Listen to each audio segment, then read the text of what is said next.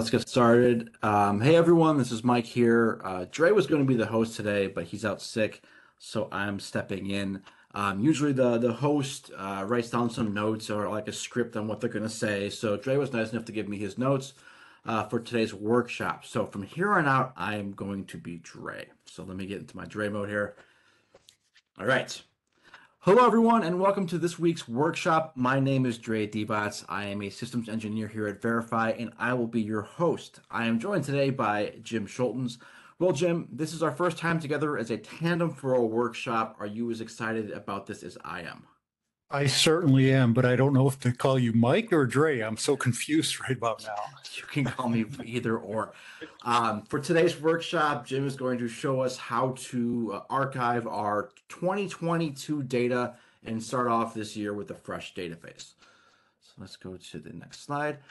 Today, we're going to start off with a quick overview of our company and what we do. Then we'll jump into a live demo where Jim will take us through database archiving. We'll pause for a quick Q&A and get some of your questions answered during the demo. If you have any questions, please make sure to ask them in the Q&A panel in the bottom right corner of your screen. It should still be in the bottom right corner, although Cisco may have moved this somewhere else. After Q&A, we will award one lucky attendee with a $50 Amazon gift card. So hang around to see what you may have won. Quick overview of Variphy. Variphy is the preferred analytics and management solution for Cisco collaboration, providing industry-leading CDR, UCCX, Cube analytics, along with fully customizable dashboards, remote phone control, change and DID management, and coming very soon, Zoom phone analytics and dashboards. But today we're going to be focused on our current release and the database archiving feature. If you have any questions on any of the features, or if you have some interest in participating in our Zoom beta, please feel free to chat or talk to me, talk to Jim, or talk to your account manager for more information. Right. One more thing before we kick things off. Variphy does offer a consultative service that provides you with a personalized experience with your Variphy system. Variphy's SE team will engage with you one-on-one basis to remotely provide additional consulting, unassisted reporting, dashboard configuration, and system monitoring assistance. This is a service that provides you with a dedicated Variphy SE to do all the heavy lifting, giving you a completely hands-off experience. For more information, please contact us and we'll be glad to speak more in depth about our enhanced consultative service. With that said, time to head into the wild. Jim, take it away, sir. All right. Thank you, Dre, Mike, Dre, whoever you are. Appreciate that. You are welcome. All right. Hello, everyone, and thanks for joining us today. I can't believe it's already February, and I don't know about you, but I am ready for spring. But with that new year comes new resolutions, new habits, and even new databases for Variphy. Even though we are in February, it's not too late to take advantage of this new feature that was introduced back in version 13.0, back in September frame, I believe. In fact, this process doesn't have to be limited to a yearly task. It can be done multiple times per year. The best part about it is it keeps your databases smaller, and when running reports or configuring widgets, there's nothing special that needs to be done to tell the system to look in a specific database. It's all behind the scenes. It already knows that multiple databases exist and which ones contain which data. And prior to version 13, it was kind of clunky. We had to create multiple clusters because each cluster could only contain one database. So to kind of work around that, we would create multiple clusters and each having their own database. The problem with that was when running a report that spanned the time frame of those two clusters or two databases, you basically had to run two separate reports. So that's all solved here with multi-database support. And the main thing to remember is that if you do need to store multiple years of CDR for legal reasons or company retention policies, you can now do it more efficiently than having multiple clusters or one huge database containing multiple years of data. Because as we all know, that the larger the database gets, the often require more data server resources, or you could run into problems with reports taking longer than usual to run, or worse yet, timing out are not running at all. Same with widgets. You may get that spinning widget instead of the widget loading because your database is so large. So with all that said, I do want to point out before we get into my lab, we do have a great knowledge base article for this. So if you head on over to our variphy.com page, go to support and knowledge base. I'm sure most of you are familiar with this. If I just type in database, it comes up with some suggestions. I'm going to focus on this one here, which is how to manually create archive database using multi-database support. We do have a couple other ones for auto database archiving, and that is a different feature. We can talk about that towards the end here. I'm not going to go over that, but I'll mention it at the end here. So if I go into here, it does have step-by-step. It's also got a great quick video of the steps needed to create your multi-databases. So basically, we're going to go through and go through these steps here in my lab. So I've got two clusters in my lab, and one of them has this feature already enabled. The other one doesn't. So we're going to start over on CUCM clusters. Just a note, this is available for CUCM and Cube. UCCX, we don't store the data in a database. We query the UCCX server directly. So it's not needed for UCCX clusters. But it is available with CUCM and Cube. So here's my clusters. Seeing that it's Super Bowl week, I did rename my clusters to Chiefs and Eagles. And I happen to know my Eagles cluster does have the multi-database already configured. How do I know that? If I go to CDR databases, and for those of you who are not on version 13 or haven't looked at this, we have changed it a little bit. This CUCM cluster screen used to be on one page. We've sectioned it off into different sections here. So the CDR database tab or page, if you will, shows two databases here. I've got a primary database and I've got an archive database. The nice thing is, the primary obviously is shown online, which is good. I can turn this database off and we'll go through that a little bit later. So it's basically unavailable to report on, but the database still exists. And then the nice thing here, the available data. So you can see this one has available data November 16th through January 30th. Up for you a little bit. And my primary database, so this is my archive database. My primary database was created on January 30th. You'll see the overlap there. And that goes through February 8th, which is today. So if I go to my Chiefs cluster, notice I've only got one database here. So this is probably what most of you will see once going in to configure this. And once this loads up, this should show online and my available data. Only got a few days in this database here. This cluster, January 30th through today. So to create an archive database, what I want to do is head on over to the CDR processing link, tab, page, and go into my Chiefs cluster. And you'll notice here that the primary database name is CUCM Chiefs, which was also showing on that database page. So what I need to do is create a new primary database. This will become my archive. And to create a new one, you can name it anything you want. We suggest, maybe throwing a number after it. You could put a name, archive1 or, just _1 or something. The reason being is if you're going to do this multiple times, you just come back in here, and I'll show you on the other Eagles cluster, where you just add to the number, and that creates a new database. So I'm going to go ahead and save and close here, and it's going to go out to my database server and look for that database. It's going to say it's not found, and I can create that database. So if I create the database, it's going to deactivate the original database and make that my archive and make this one active. And database is ready, so I'm going to activate it. And then Once this loads up here, I apologize, my lab is a little bit slow today. Slower than it was earlier when I was testing this, but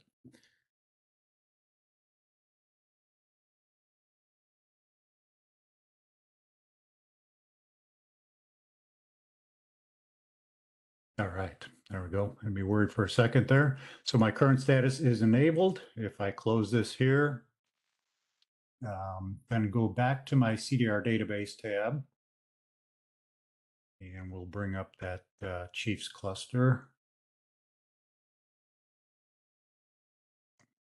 And you'll notice here when this loads, I've only got the one database showing. This is the current primary database. Now my archive database, though the original CUCM Chiefs database didn't disappear, didn't go away, didn't get deleted. What I have to do is associate that database with this cluster.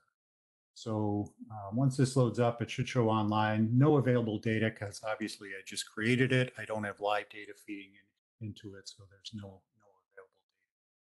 But the important thing is I'm going to go associate my other database to this cluster, so then make it reportable. So I'm going to go to my CUCM Chiefs, which was my original database name, save that, and that will populate here in the CDR database with the available data of, I believe it was January 30th through February 8th. Then as new data comes in, it would populate in the primary database. All right, so pretty easy to do. Again, the key is, or the thing is, this is a manual process. So, if you want to do it yearly, you can mark some, make some calendar invites or reminders to do it yearly, but it doesn't have to be. It can be done multiple times. It can be done monthly. It can be done quarterly. It's just a matter of coming in and doing these steps here. So what happens if this is already done? I'm going to just go to my Eagles cluster and show my two databases, production CDR. This is my archive 2, which is my primary. This was my original database. And as soon as this loads up, you'll see some available data here. So this one was started November 16th, went to January 30th. And my available data for this guy is January 30th through today. So again, I'll head over to my CDR processing tab. And as soon as this loads up for my Eagles cluster, I will edit that. And increase this number by 1, save and continue. It's going to go again, check the database, look for that database name. Not going to find it, so I need to create a database.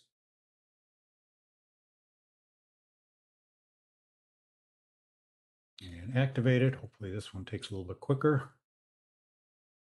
And then I'll still have to go to the CDR database tab and make the previous archive database associate that with the cluster. So that's an important step you're going to remember. Otherwise, you won't be able to report on the data.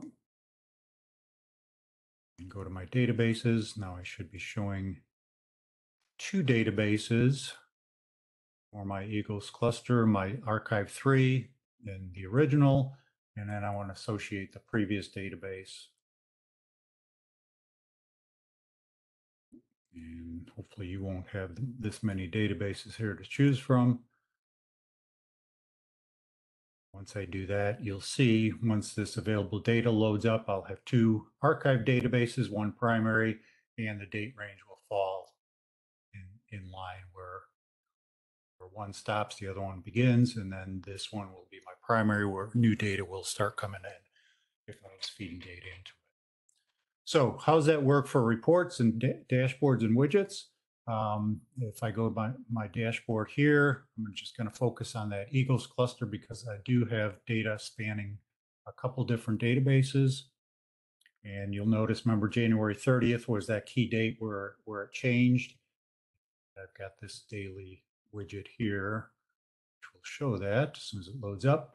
So I've got my old data from that one database on the 30th. That's when it switched over, and I'm showing new database. I didn't have to do anything. It knows to look in each database for each my previous 30 days. It's going to query the one archive database for the older database. Actually, now it's querying both archive databases and returning the results. Similar with the call analytics, if I run a report and choose my date range for any time prior to the 30th through, and we'll go to the February 2nd just to keep it kind of small. Apply that. I'm just going to look for, starts with anything. Capital X is our wild card. So anything in the original call party starts with capital X. And I'm just going to export it. I'm not going to view it because I don't want to see the details of this. That might take quite a while to do. So I'm going to turn that off. I'm going to turn on my grouping and enable that and group by date or day of year. That way I'll see my total call count for each day, just to show that it will span multiple databases and return all the results without having to do anything. Like I said, it's all seamless behind the scenes. And there's my January 29th, which was on that prior database, January 30th, and the second archive database was the 30th, 31st, and so on. So I do have data for all of those. Pull that up for you for your eyes. All right. So one other thing I just wanted to go back to in my CUCM clusters. Notice in my databases, I do have the option here to take one offline, basically put it in what we call cold storage. So say there's data from a couple years ago or a couple months ago that you really don't need to report on all the time, but you want to keep that database around just in case. You know, we can disable it or take it offline. The database is still there.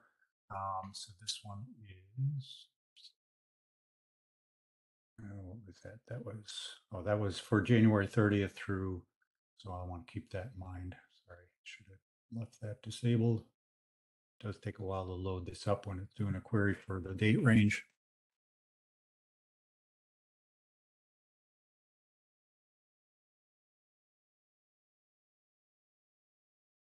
All right, we'll take that offline, January 30th.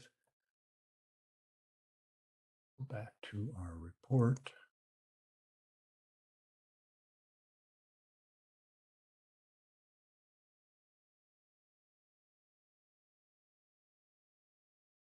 And we'll choose that same date range.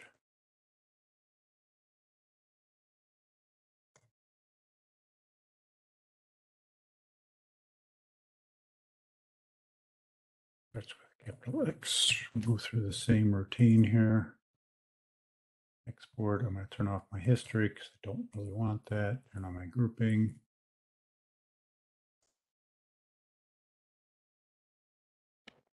And then should see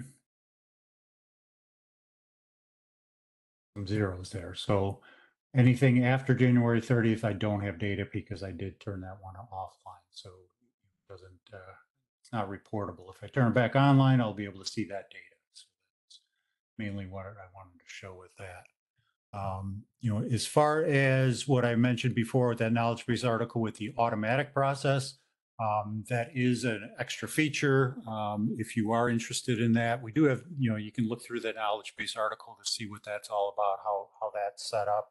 If you're interested in that, I suggest, you know, contacting your account rep, or myself or Mike or Dre, whoever he is today, or one of the other SEs. You can contact us. We'll get you in touch with your account manager to, you know, go over the options with you for that. But, this is available in 13, available to anyone, so you guys can implement it whenever you need to and make those databases smaller and you know, easier to search through some big databases, make them smaller.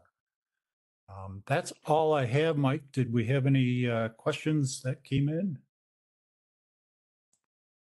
So far, it's been quiet. If anyone has any questions on database archiving, go ahead and please feel free to Put them in the chat. Going once, going twice. All right. All right, we're good. Awesome job, Jim. Fantastic as always. We did Q&A, so I can go ahead and skip this slide. And all right, the moment we've all been waiting for, and the winner of this week's workshop gift card is Rob Rhodes. Congratulations, Rob. Your account manager will be reaching out to you shortly to get you paid. Don't forget to join us next week when myself and Brian will be going over the benefits of migrating the database archives to a different MySQL server and how to do it. I'd like to thank everyone once again for taking time to join us today. Have a great rest of your week, everyone. Take care. Bye-bye. Thanks all.